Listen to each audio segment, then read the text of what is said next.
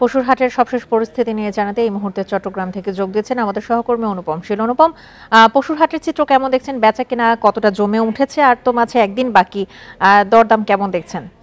এখন জন্ম সনদ দিয়ে খোলো বিকাশ স্টুডেন্ট অ্যাকাউন্ট। নিজের বিকাশ নিজে কর। মূলত সকালবেলা এখনো কিন্তু ওই অর্থে চট্টগ্রামের হাটগুলোতে ভিড়, ক্রেতা বিক্রেতার যে ভিড় সেটি ওই অর্থে জমে ওঠেনি। আমরা এখন আছি নূরনগর হাউজিং সোসাইটি যে গরুর হাট বা পশুর হাট সেখানে, এবং ইতিমধ্যে দেখতে পাচ্ছেন আমার পেছনেই যে অনেক পশু আছে, কিন্তু ক্রেতার সংখ্যা খুবই কম। তবে আমরা যেটি ধারণা করছি বা চট্টগ্রামে যেটি হয় সাধারণত দুপুরের পরে অর্থাৎ বিকেল নাগাদ আস্তে আস্তে কিন্তু ভিড় বাড়তে থাকে। আমরা গতকালকেও ঠিক একই অবস্থা দেখেছি।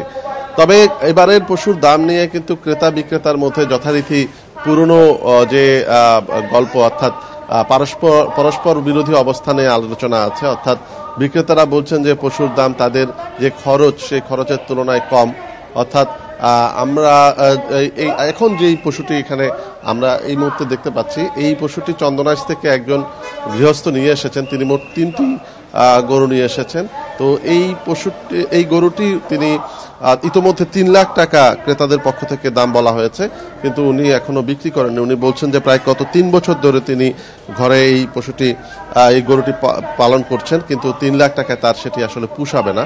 সেজন্য কিন্তু আবার বিপরীত দিকে ক্রেতাদের অবস্থান একটু আলাদা। ওনারা বলছেন যে গত বছরের তুলনায় এবছর বিশেষ করে মাঝারি আকারের যেই গরু আছে সেগুলোর দাম প্রায় 40 থেকে 50 হাজার টাকা প্রতিটিতে বেশি। তো সেক্ষেত্রে এই যে অর্থাৎ পরস্পর বিরোধী আলোচনা চলছে, এবং এই আলোচনার মধ্যে কখনো বিক্রেতারা হাসছেন, কখনো ক্রেতারা হাসছেন। তবে এবার পশু অর্থাৎ প্রাণী সম্পদ অধিদপ্তরের যে তথ্য, তাতে চট্টগ্রামে প্রায় 8.5 লাখ পশুর বা গরুর চাহিদা আছে। এর মধ্যে চট্টগ্রামের বাইরে থেকে অন্তত 80,000 পশু নিয়ে আসতে হবে। তবে সেই প্রেক্ষাপটে এই মুহূর্তে চট্টগ্রামের বাজারগুলোতে যে অবস্থান, প্রাণী সম্পদ অধিদপ্তর বলছেন যে সেখানে চট্টগ্রামের জন্য কোনো পশুর বা কোরবানির যে গরু, ছাগল, মহিষ এগুলোর সংকট হওয়ার কথা নয়। তবে দরদাম নিয়ে যে বাহাস সেটি চলছে, এবং এর বাইরেও আমরা দেখছি যে প্রাণী সম্পদ অধিদপ্তর কিন্তু চট্টগ্রামের বড় বাজারগুলোতে বিশেষ করে 24 ঘন্টার জন্য তাদের ডাক্তার এবং অন্যান্য যে সেবা প্রদানকারী লোকজন আছেন সেগুলো নিয়োগ করেছেন। বিভিন্ন আইন শৃঙ্খলা রক্ষাকারী বাহিনীর পক্ষ থেকে বাজারগুলোকে কেন্দ্র করে নিরাপত্তা ব্যবস্থা নেওয়া হয়েছে।